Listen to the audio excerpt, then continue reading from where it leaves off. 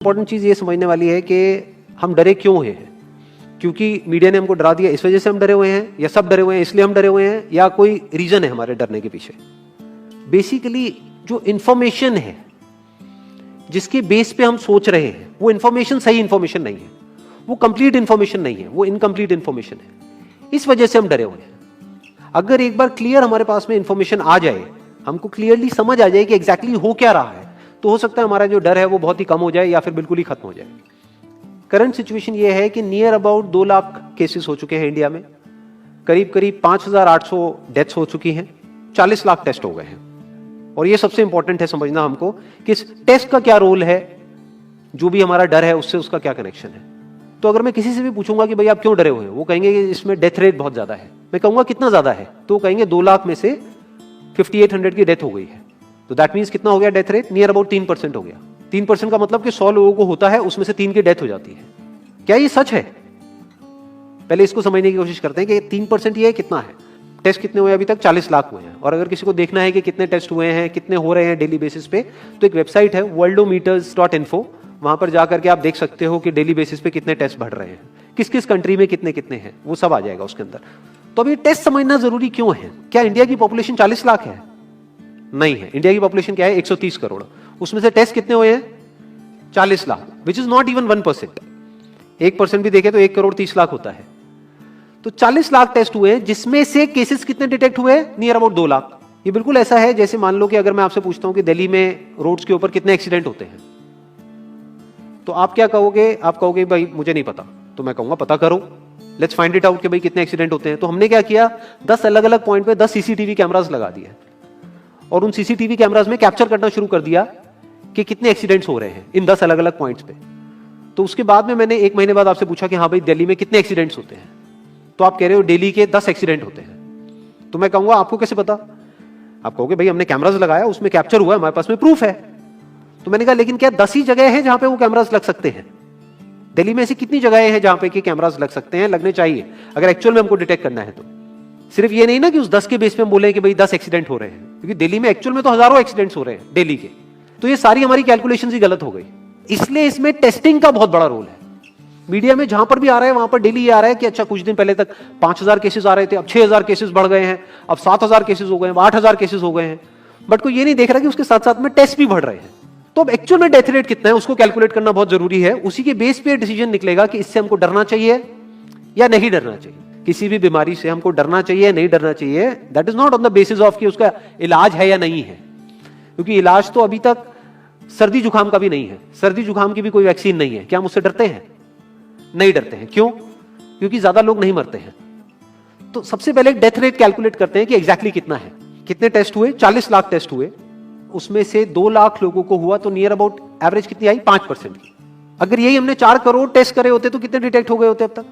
20 लाख हो जाते। 40 करोड़ करे होते तो कितने हो जाते? 2 करोड़ हो जाते। टोटल अगर कर लिए होते हमने टेस्ट 130 करोड़ का, तो कितना नंबर निकल करके आ जाता? Near about 5 crore. इसका मतलब 5 करोड़ लोगों को या तो आज की डेट में है या हो चुका है। और एक और मजे की बात यह है कि कोरोना में ऐसा नहीं है कि जिसको भी होता है उन सबके सिम्टम्स आते हैं। 80% से ज्यादा जो केसेस होते हैं वो असिम्टोमेटिक होते हैं, उनमें कोई सिम्टम्स नहीं आते हैं। यानी अगर मुझे हो गया है और मैं ठीक भी हो गया हूं तो मुझे पता तक नहीं है। वो तब मुझे पता लगेगा अगर मैं अपने टेस्ट कराऊंगा जिसको एंटीबॉडी टेस्ट बोलते हैं, और मेरी बॉडी में एंटीबॉडीज मिलेगी, तब मैं कह सकता हूं कि हाँ मेरे को था और वो ठीक हो गया है। तो अभी अगर हम बेसिक सी कैलकुलेशन करें तो 5 करोड़ निकल करके आ रहा है नंबर। उसमें से डेथ कितनी हुई है? 5,800। तो 5 करोड़ में से 5,800 डेथ हुई है। पहले तो इसको कैलकुलेशन को हमको ठीक करना है। डेथ को अंडर रिपोर्ट करने का कोई तरीका नहीं है, बल्कि ओवर रिपोर्ट किया जा सकता है। ओवर रिपोर्ट कैसे? फॉर एग्जांपल आपकी बॉडी में टेस्ट हुआ, आपकी बॉडी में मिला कोरोना वायरस, लेकिन आपके अंदर पहले ही बहुत सारी प्रॉब्लम्स चली रही थी, तब भी आपकी किसी ना किसी वजह से डेथ होने ही वाली थी। बट क्योंकि ये कोरोना आया आपकी बॉडी में, इस वजह से आपकी डेथ हो गई, तो ये ट्रिगर कर गया। तो ये जो 5800 का नंबर है, ये इससे कम तो हो सकता है, इससे ज्यादा होने के चांसेस बहुत कम है। बट एक बार को हम मान लेते हैं कि इतना ही है नंबर, ना कम है ना ज्यादा है, तो कितनी परसेंटेज निकल करके आई? 5 करोड़ में से अगर 5800 डेथ्स हुई हैं तो क्या परसेंटेज निकल करके आई? Near about 0.01%। ये उससे बहुत कम है जितनी डेथ्स हमारे यहां पे होती हैं रोड एक्सीडेंट की वजह से। हर साल की अगर हम एक कैलकुलेशन देखें तो 1.5 लाख से ज्यादा डेथ हो जाती है इंडिया में रोड एक्सीडेंट्स की वजह से।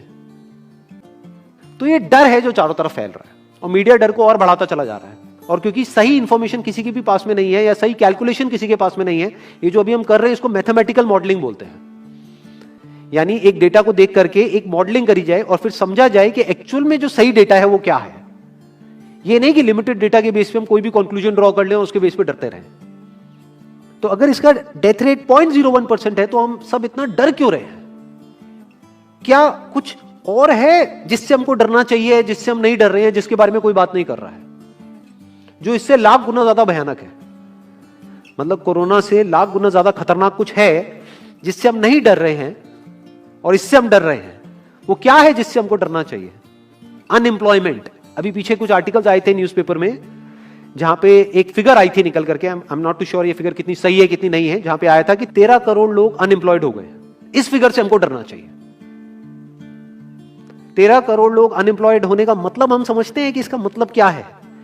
इसका मतलब ये, अगर इकोनॉमी पॉइंट ऑफ व्यू से देखोगे, कि ये जो 13 करोड़ लोग हैं ये अपने जो खर्चे हैं वो बहुत ही लिमिट में कर देंगे। जिस बंदे की नौकरी चली गई है, क्या वो जाकर के मार्केट में नए कपड़े खरीदेगा? क्या अपने बच्चों के लिए खिलौने खरीदेगा? ट्रैवल एंड टूरिज्म तो भूल ही जाओ। ऐसी और हजारों इंडस्ट्रीज हैं जिनकी धज्जियां उड़ जाएंगी क्योंकि डिमांड कम हो जाएगी ओवरऑल इकोनॉमी के लेवल पे।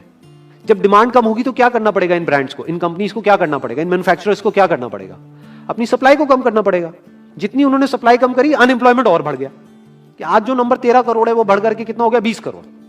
यानी पूरा का पूरा लूप बन जाएगा। इस लूप को बोलते हैं रिसेशन, जो ग्लोबली ऑलरेडी रिसेशन आ चुका है।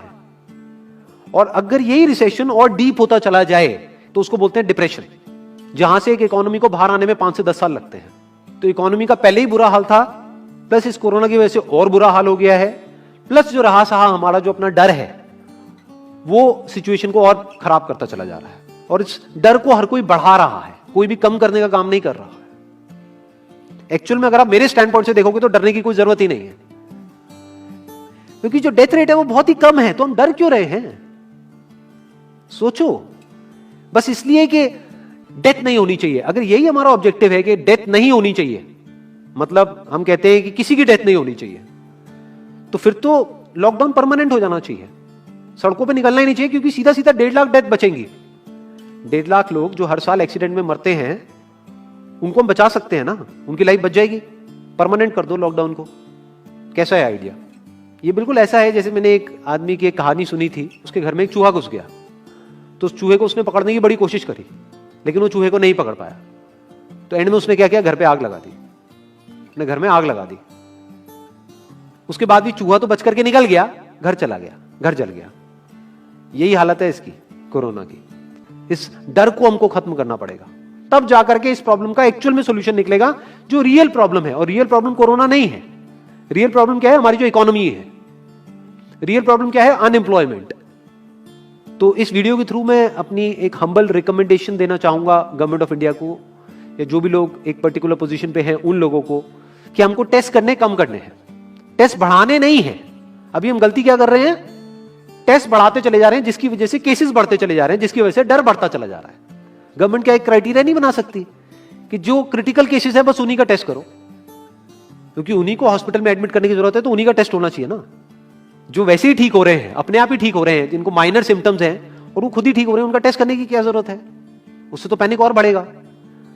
और अगर टेस्ट कर भी दिया तो हम करने क्या वाले हैं? उनको क्या हॉस्पिटल में एडमिट करने वाले हैं? नहीं, घर पे क्वारंटाइन करने वाले हैं। अभी जो क्वारंटाइन वाला फंडा है, ये भी जब बेस छोटा होता है तब तो काम करता है, जब करोड़ों में हो जाता है तब काम नहीं करता है।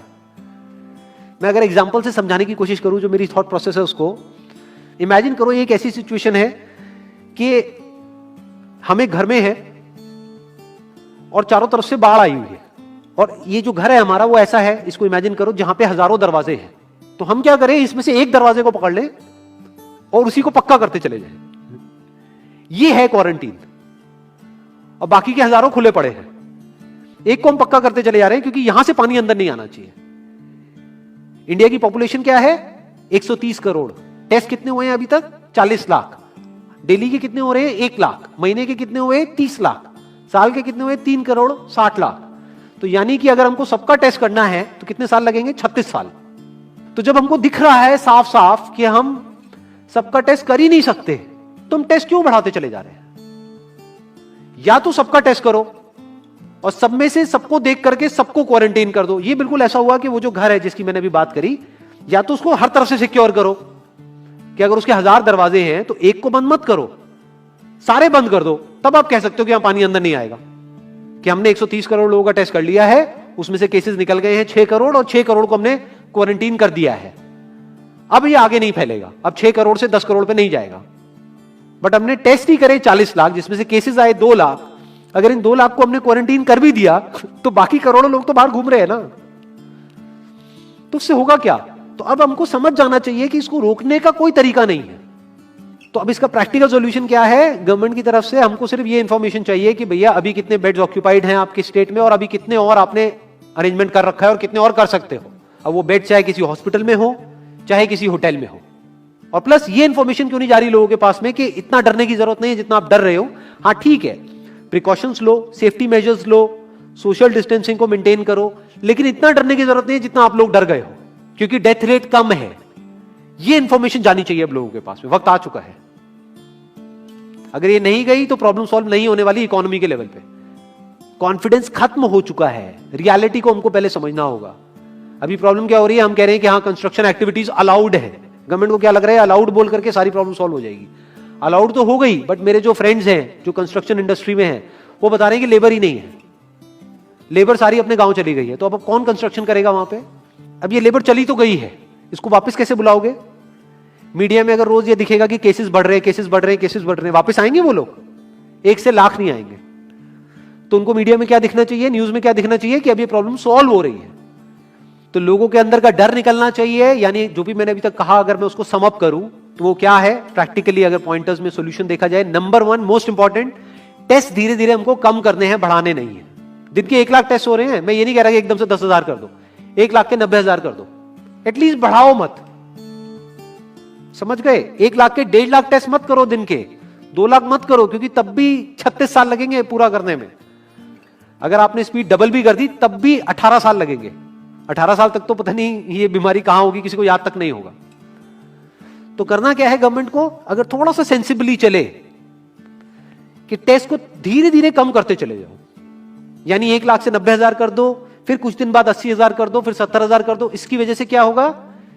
मीडिया में केसेस कम होते हुए दिखेंगे, अखबारों में केसेस कम होते हुए दिखेंगे, हर जगह पे जहां पे अभी आ रहा है कि अभी तक की सबसे बड़ी फिगर, आज तक के सबसे ज्यादा केसेस, वो सब धीरे धीरे कम हो जाएंगे। कम मीडिया में पैनिक फैलेगा, कम पैनिक फैलेगा लोगों में, धीरे धीरे लोग बाहर निकलना शुरू होंगे, जो अभी नीड ऑफ द आवर है।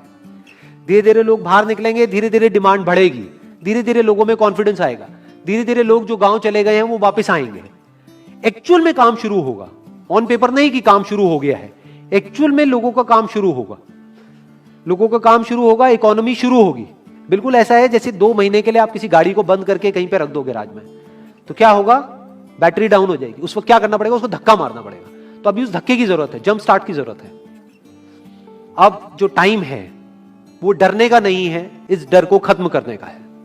क्योंकि कोरोना ने जितने लोगों को नहीं मारा, ये डर मारने वाला है असलियत में। तो अब इस डर को खत्म करने का टाइम आ गया है। अब हम सबको मिलकर के दिमाग ये लगाना है, ये नहीं कि डर को कैसे बढ़ाएं, बल्कि दिमाग ये लगाना है कि डर को कैसे कम करें या खत्म करें, और लोगों के कॉन्फिडेंस को कैसे वापस से लेकर के आए।